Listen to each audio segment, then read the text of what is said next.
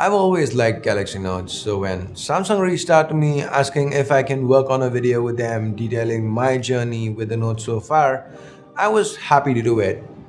Now, before we start, here are a few questions. What's the only Galaxy Note to face a drop in resolution? What's the only Galaxy Note without a microSD card slot? Did you know the app pair feature from the Note 8 was already on a Note many years back? If yes, which one? Well, if you're a Note fan and you want to take a walk down memory lane with me on my experience with the Note so far, well, you're in the right place, and in the course of this video, I will also answer those questions and provide you with a lot more fun facts. Hey guys, Ash here from C4eTech. Card to give away, link in description. While you're down there, hit that bell icon to make sure you get notified every time a new video goes live here on C4eTech. Let's now get started.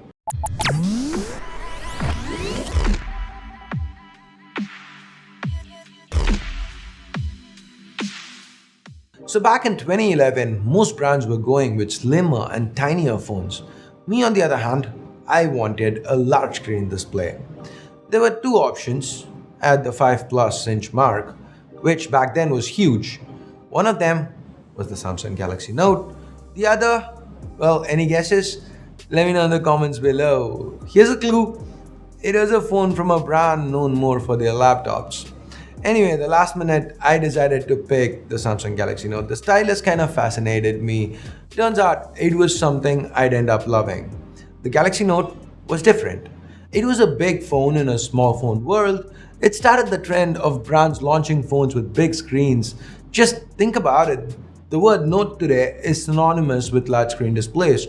A lot of brands have Notes and they don't have digitizers, they don't have S Pens or anything. They just call their large screen devices the Notes, and Samsung kind of started that, right? It's synonymous with Samsung's branding.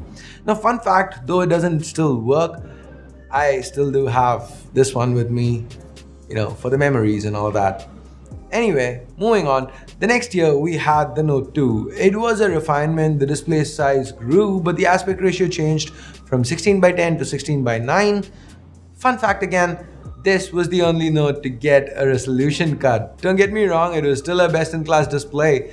The loss of about 80 pixels was due to the change in aspect ratio, but it's still a fact that not a lot of people remember. Now, the Note 2 brought a lot of new S Pen features, including the hover functions called Air View. It was really innovative for the time. Then we got the Note 3. Now this remains one of my favorite Notes. The Note 3 had an even larger display at 5.7 inches and for the first time a full HD panel. The Note 3 also happens to be the only Note to get a lower priced, lower powered option in the form of the Note 3 Neo, and I really expected that phone to suck, but it actually surprised me. Unlike the Mini, Samsung had done a good job with the Neo. Now back to the Note 3. It wasn't just about the display, it brought with it air commands, and again, fun fact time. Remember during the Note 8 launch how Samsung mentioned app pair? Have two apps set up so that they can launch at once. If you love that feature, no, Samsung had it all this time on the Note 3, like way back. Anyway, we then move on to 2014. This was a year where Samsung was taking flack for the plastic build of the S5. So in came the Note 4 with a metal frame, and it happened to be the first Note with a Quad HD display and also the last Note to have a replaceable battery. I kind of do have mixed feelings about this one.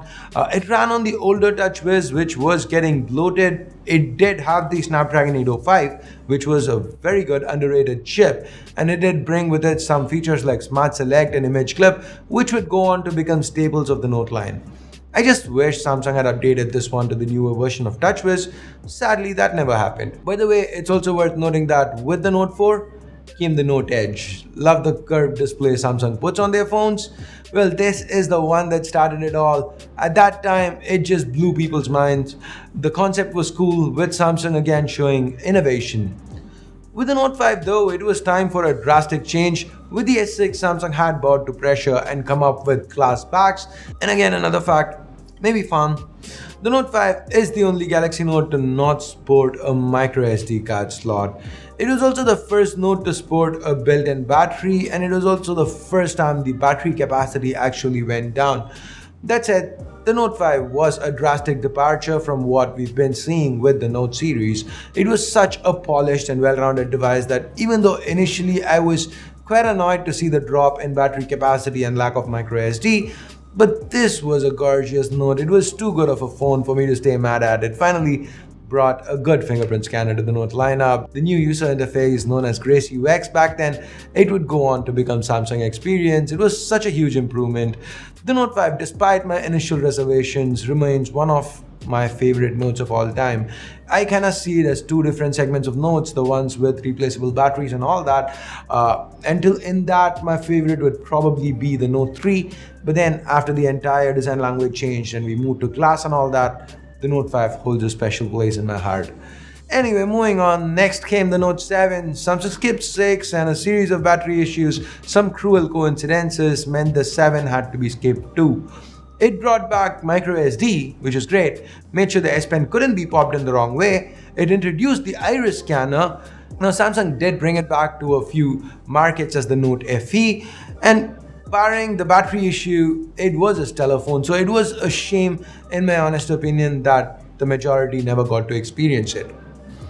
And then we come to the Note 8, the first Note with the infinity display. The display size itself went up for the first time since the Galaxy Note 3, and it was a huge bump up to 6.3 inches.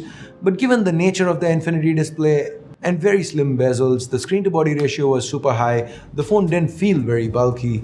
The Note 8 also brought with it a dual camera setup to the Note line for the first time, and it had OIS on the secondary camera, another first on the Android side of things.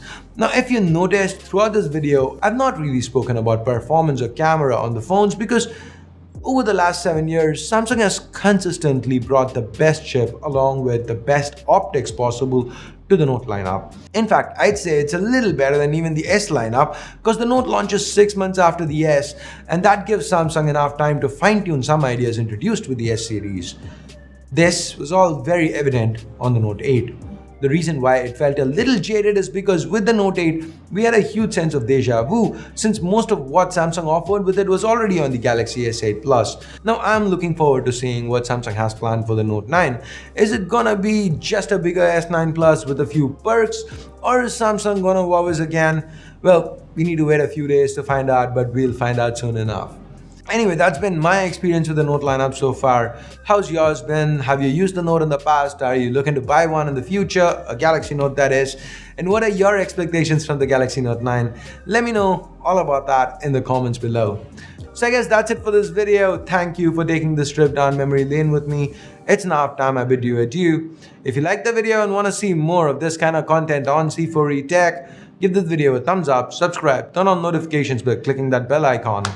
So thanks a lot for watching. Until next time, my name's Ash. You've been watching C4E Tech, and I'm signing off for now. You guys have a great day. Bye-bye.